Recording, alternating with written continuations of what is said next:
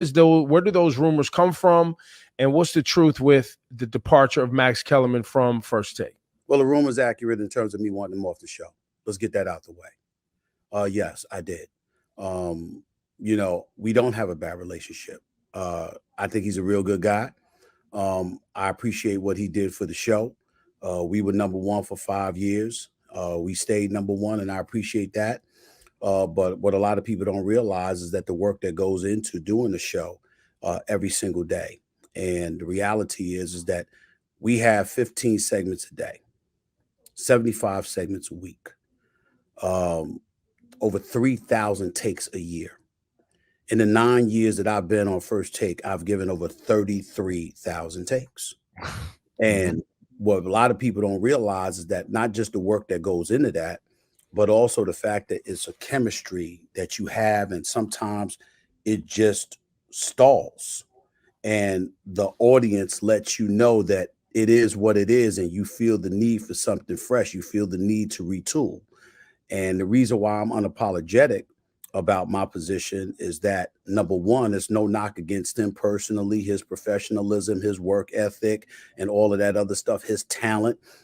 It's not like I wanted the guy to be fired or anything like that. I knew that there were landing spots for him available at this network that would generate just as much, if not more, revenue for him and all of that other stuff. And it wasn't really about asking him to be off the show. It was about the fact that I knew that we together, as far as I was concerned, was not a great partnership anymore. And that was something that needed to change. And we cover the world of sports. And this is where I stand on an island all by myself in saying this, but I'm absolutely flabbergasted that people would react the way that they do in terms of stuff like this, because we covered the world of sports. Yes, Brady and the Tampa Bay Buccaneers, Pete, Ebro, they're an aberration because they're returning all 22 starters and their entire coaching staff and all of that stuff. Right. John Madden did that as well. But when you're trying to win and win for a long period of time, you don't stand still. Championship squads change all the time. And so for me, I remember in 2012 where First Take was on the verge of cancellation, and Skip Bayless asked me to come on board. And I come on board, and a month later, we go number one. That's 9 years ago. And we were number one for 4 years. And then Max comes on board, and we number one for 5 years. Well, that means I've been number one for 9 years. It means I got a pretty good idea about what I'm doing when it comes to this show and what's necessary in order for it to work. And so for me, when I first spoke to Max about stuff years ago, I said, Joe, man, we doing this more than 3 years together. It's a problem, because I'm always looking to expand and move on, to diversify my portfolio and to make things happen. And you'll be hard pressed for me to say to you after 3 years, we should be together for longer than that. Let's ride this wave. Let's be number one, and we'll go from there. Well, we weren't number one for 3 years. We extended it to 5. What I hear you saying is that you believe change is how you keep things fresh. Yep. You believe you're basically saying that no one is permanent on First Take. Whatever it takes to keep it fresh, yes, is what's going to happen. Yes. This has nothing to do with Max. This has everything to do with how you see keeping things fresh and entertaining. Absolutely. And then not only that, it also wasn't my decision. I gave my recommendation. They ask it, I tell it. Every single year when the season, when the NBA season comes to an end, the bosses ask me where I stand. And for the last 3 years, I said, this is where I stood. And not only you've been consistent with the position that we need to evolve the program. We need a new energy for the last 3 years. But they're going to take your recommendation, right? Well, let me say this to you. Not just that. I also told Max that. Right. And how did Max react to that? He disagreed with me. And he disagreed with me 3 years ago. He disagreed 2 years ago. He disagreed this time. We've always understood where we stand with each other. And he also knew that it was nothing personal and it was nothing against him as a talent. I got a lot of respect for Max, and I genuinely like Max as a person. But I just didn't feel that, moving forward, he and I together was the right call. And I said that to the bosses. They disagreed with me a few times in the past. Evidently, this time they understood and they made the move.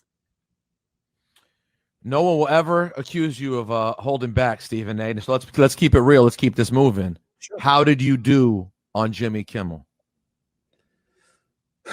Well, they say I did great. Let's go with that. I want to know, did they ask you back? Yes. That's the tell. Yes, they did. Yes, they did. Then you did. So you did damn good then. But I want to know how Stephen A. felt about it. How did you think? The honchos at Jimmy Kimmel, along with the honchos at Disney, were incredibly happy with what I did, and they said that they want me to do it more because they know I want my own late night show. They know I'm unapologetic about that, whether it's network television or an outlet like Hulu. They know they know exactly where I stand and how I feel and what my aspirations are. But that was my first time ever doing it. And so when people say you need more reps, you need more practice, let's see what you can do if you're doing this continuously. Having a big night one night is a real big plus, but let's see if you can do that again. That's where their mentality is. We'll see what happens. There are no guarantees. Nobody's made any promises to me or anything like that, but they know where my heart lies. And they know that I don't stand still, that I'm constantly looking to evolve and get better and upgrade my quality of life as it pertains, not just to money or anything like that, but the actual job you go in to do every day. It's incredibly important to me at this particular moment in time of my life to just have a good time, man. There's so much stuff that's going on in the world, and there's so many things that can bring you down. But when you are in front of that camera, you got to bring something to the table. And with me, it's not just my knowledge, it's my passion for what I do. And when I'm not passionate, that's also evident. And when it's not there, people are going to notice, they're going to talk about it, and it's something that could ultimately damage you in terms of your future aspirations. And I'm never going to let that happen with me if I can help it. And so for me, the thought of doing late night is something that I enjoy thoroughly. I'm after it. I'm unapologetic about it. I'm going for it. And hopefully they'll have me back to do more of those things. And hopefully someday in the near future, I'll be hosting a late night show, whether it be for Hulu, FX, or something else, or network television. But make no mistake about it, I'm going for it. And I'm not talking about going for it. I'm not talking about going for it at the expense of First Take. I ain't leaving First Take. I got 4 years to go on First Take, and I'm going to fulfill my commitment to First Take, whether I get a late night show or not. But I'm going for a late night show. It's what the hell I want to do. And you're gonna have to start sleeping better. Let me just tell you right now, as your friend, you know what I'm saying? You want to do all these jobs and everything, Stephen. That's cute, but you're gonna have to start sleeping better. Well, I will tell you this: there's nowhere to go but up, because I've been suffering from sleep apnea all my adult life, and what that means is that, for those that don't know, it's basically your tongue is collapsing in the back of your throat once it gets relaxed and you're resting, and it blocks your passages, your breathing passages. But what can make it worse and even significantly more dangerous is when you don't have oxygen and air going through those nostrils. And so when I spoke to y'all, right around that week or so, they discovered when I went to the doctor that I had like 90% blockage in my nostril. And so as a result of that, they decided that they needed to operate on me. And so that was why I told y'all, I would come back on. I couldn't come back when the whole Max news came down and all of that stuff. And people were like, where's Stephen A? Where's Stephen A? Well, I was at St. Francis Hospital in Long Island getting my damn nostrils operated on. I was hospitalized for a day and a half. I had 2 big splinters from the tip of my nose all the way up between my eyes, placed on both sides of my nostrils and all of that other stuff. And it was essentially surgery to open, to address the septum and to open up my breathing passages and what have you, so I can breathe through my nostrils while I'm getting some sleep and stuff like that. So for the most part, it works, because all of these years, I would tell you, for at least the last 25, 30 years, I can count the days on one hand that I did not wake up with a migraine. So I would wake up every day, I'd have migraines, and I would have to work my way through it. And so for me, the toughest part I've passed. In other words, it can't get much worse than it has been the last 25, 30 years. I'm hoping the surgery works. They say that it takes about 6 weeks to really kick in and all of that other stuff. And we'll see what happens because the surgery was just three weeks ago or so. And I'm working through it, and I expect to be better than ever. Well, look, I know one thing. You're gonna be a little more nicer. We're gonna get a nicer Stephen A. Smith. See, arrested Stephen A. Yeah. Arrested, less emotional, nicer Stephen A. Smith. I don't know if the world's prepared for this. I think you're wrong. I actually happen to believe I'm a very nice guy. Really, I've always believed I'm a very nice guy. He's a nice guy. John Thompson, the late great John Thompson, former coach at Georgetown. I think that he encapsulated me and what I'm about a long time ago. He said he was hosting his radio show in D.C. with Doc Walker and those guys, and he finished the interview. He said, "This is what I love about Stephen A. You want to know how he feels? Just ask him." It's really that simple. And so for me, people talk about hot takes, or people talk about, well, Stephen said this, and they attach a headline for clickbait material and all of this other stuff. When people ask me a question, I answer them. I give them an honest answer, period. Now, I'm not going to debate people for free. People try to come up to me on the streets, in the supermarket, whatever the case may be. I'll be like, stop right there. I get paid to debate. I ain't doing that for free. You cancel that. But you ask me a question, I'm going to give you an answer. And that's me, and that's always been me, and it ain't going to change. Well, now, Stephen A., you worked in Philly for a long time. Yep. How does Ben Simmons fix his lips to say, after his performance and his time in Philly, that he is not, and I know where this is a few days, but I know you've been out for a little while. I wanted to just hear, how does Ben Simmons even fix his lips to act like he's got a problem with the Sixers when he has been the problem? I have no damn idea whatsoever. I don't know what the hell he's thinking.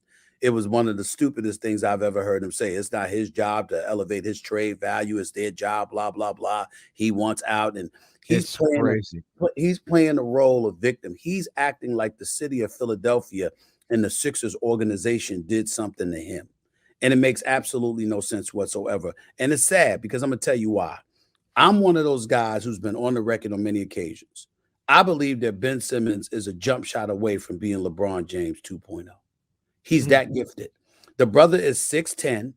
He's got nasty ball handling skills, passing skills, high basketball IQ, incredibly athletic, can finish at the basket, and he is an elite defender. He was my vote for Defensive Player of the Year.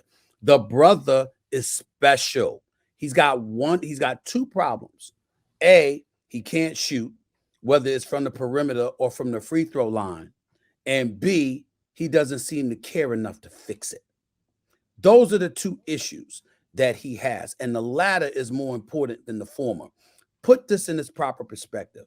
Do y'all understand that if Ben Simmons, as awful as he is of a perimeter shooter, if Ben Simmons shot 75 to 80% from the free throw line, do y'all understand he's good for 23 to 25 a night? Think about that. Damn. Without a jump shot at all. He's good for 23 to 25 points a night just based on if he could shoot free throws at a 75 to 80% clip. He's that gifted. And so for me, he want to live a certain life. He want to be about certain things or whatever. But the ultimate indictment against him is the fact that he seems to not want to work on the weaknesses in his game. And more importantly, he blaming everybody but himself. A city like Philly that has thrashed players in all sports, thrashed players that are on the team. They stood by. I watched the city stand by and make excuses. The organization, announcers like yourself, fans, everyone make excuses and basically gloss over his inability to put the ball, the basics of basketball, which is putting the ball in the basket. I don't think they glossed over. I think they chose to support him in spite of it. Okay, that's actually the real. Yes, absolutely. And Because then you shit on them? we recognize all the other gifts, that he had. But you got to remember, this is different. See, this is the first time Dave called him out the way that they have, because what we saw, and I was at that game in Atlanta when they lost that game. I was there. And this brother literally was scared to shoot. And the one thing about Philadelphia, as a guy that worked in the city for 17 years as a reporter and then a columnist, NBA columnist, and then I became a general sports columnist, I know Philly. And the one thing you can't do is have fear. They can't look at you and see you scared. You got to remember something. AI, the Hall of Famer, that is the answer, that is Allen Iverson. Of all the skills, of all the traits that he had, what's the number one trait he had? Heart. He was a warrior. He ain't scared of anything. He was willing to go in the land of giants and try to slay you.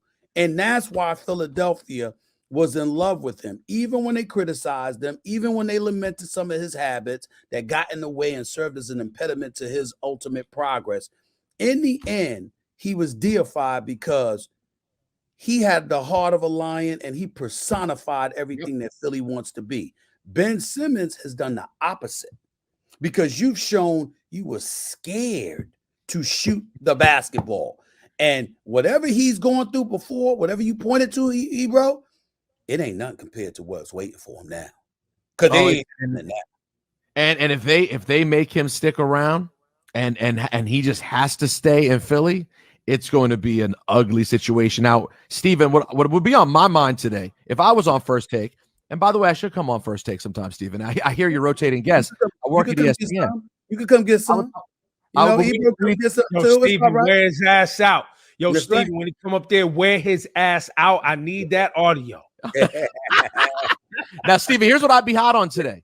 Yeah, man. How did the United States play a meaningful qualifying soccer game last night that they actually came back and won? They started out terrible. We're going to lose to Honduras. They come back and win 4-1. Major step to maybe making the World Cup. And the only place you could watch it was without commentary on Paramount Plus. How on earth can we ever not be a disgrace in this sport, Stephen A., if you can't watch this team even in qualifying? You probably didn't even know they had a game last night. Did not know. The first I was hearing from is when you just right. That's crazy. I don't know what the hell you want me to tell you about that. I don't know how to answer that question. I don't know, man. I have no idea. It's an absolute, to me, it's just such an embarrassment. Like, I look at us on the international stage and say, this is the sport that everyone plays. You're never going to get the best athletes to ever play the sport if you're on Paramount Plus. Right. It's to me, it's totally embarrassing. Now let's talk about something positive. Derek Jeter, your man, went in yesterday, classy as he always was. El Capitan, yes. El Capitan. I saw Red Sox fans out there in the world. I got to say this existed yesterday, Steven. There were people out there tweeting yesterday that Nomar Garciaparra was a better player than Derek Jeter. Garciaparra could ball. He wasn't no Derek Jeter. And what we have to take into consideration is not just who you were as a player, but the environment that you had to perform in and under, and what you did in moments of duress. And so for me, when I think about Derek Jeter, I think about class personified. I think about the clutch play, and I think about him playing on the biggest stage in baseball, which is that of being a New York Yankee, and how he never disappointed. And that's what this is about. And 5 rings, Steve. And 5 rings, too. And 5 rings. And 5, that doesn't hurt. 5 rings. 5. And with Stephen A., you're a man who's enjoyed your social life before. Has anyone ever had a better social life in history than Derek Jeter? He's in the Hall of Fame. Yo, if he ain't in the baseball Hall of Fame, he's in that Hall of Fame. He's in the knock him down Hall of Fame. And he's in that Hall of Fame. And Mrs. Jeter is a testament to that, because she is special. I don't know if y'all ever met her in person. That's one beautiful woman. You know. Well, after I just said her husband's in the knock him down Hall of Fame, I don't know if I want to meet her. I'm not. I didn't say that. I didn't say. No, that. You didn't, but I did. I did. All right. Yo, Stephen A., man, love you for always stopping by. Thank you for the straight shooting, bro. Energy. No doubt, man. And get well, man. And I'm telling you, man, getting great night's sleep and not waking up with a migraine. I know I was joking earlier, but man, that is such a major step. I had no idea you was going through that all these years, man. There's a lot of people out here don't sleep well. And they need to, go see somebody about it, but that sleep is everything.